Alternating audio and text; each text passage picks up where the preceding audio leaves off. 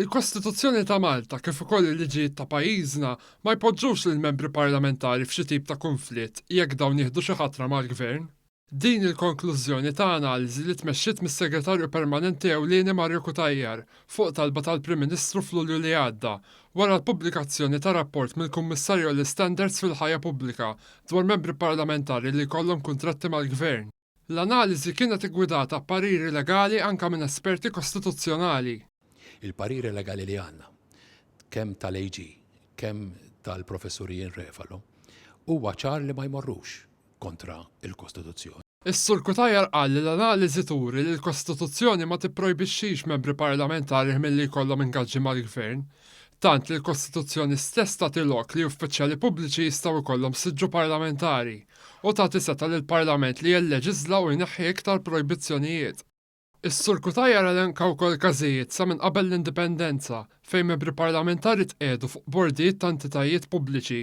Mill-analiżi joħroġ ukoll li l-Kummissarju għall-Standards fil-ħajja pubblika m'għamel l-ebda distinzjoni bejn is-servizz pubbliku permanenti u ingaġġi temporanji bħal dawk fuq bażi ta' fiduċja. Hawnhekk ukoll il-Kap taċ-Ċivil saħaq li dwar ingaġġi temporanji fuq bażi ta' fiduċja m'hemm xejn kontra l-Kostituzzjoni. Il-pariri legali li għanna u r-riċerka li għamilna li le ma jmorrux kontra l-Kostituzzjoni. Is-Sur Kutajjar spjega wkoll li l-analiżi tagħmel rakkomandazzjonijiet dwar nuqqasijiet fis-sistema eżistenti.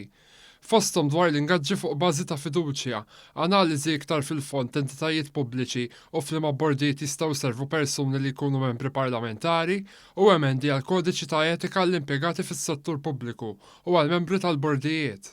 Għandha ssir anki liġijiet li jikkonċernaw il-persons of trust. Qed ngħidu wkoll li għandna nħarsu wkoll lejn l-entitajiet kollha tal-gvern u wieħed jiddetermina x'ikunu dawk il-prinċipji li jiddeterminaw jekk membru parlamentari għandux ikun fuq il-bord tad-diretturi ta' dik l-entità partikolari. L-analiżi ġiet ippreżentata lill-Kabinett li laqa' din il-pożizzjoni. Il-Grupp Parlamentari tal-Gvern ukoll tratta u adotta din il-pożizzjoni.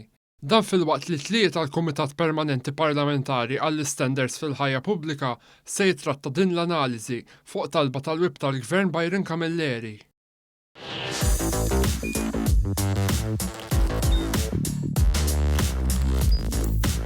Idħol fuq one.com.mt u hemmhekk tista' tara l-programmi kollha li jxandru fuq One permezz ta' One Play.